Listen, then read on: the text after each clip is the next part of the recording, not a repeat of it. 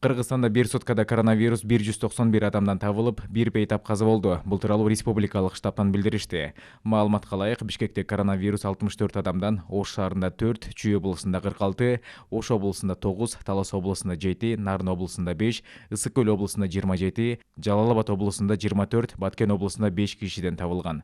Ошол эле учурда 294 адам коронавирустан айыгып чыккан. Бүгүнкү күнү стационарларда коронавирустан 1093 бейтап, амбулатордук түрдө 1756 бейтап дарыланууда.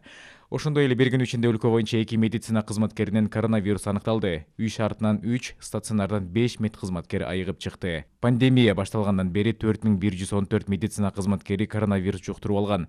Алардын ичинен 3918 медкызматкер айыгып чыккан. Кыргызстанда пандемия башталгандан бери 81034 адам коронавирус жуктуруп алган. Алардын ичинен 75918 киши айыгып чыкса, 1355 адам каза болду.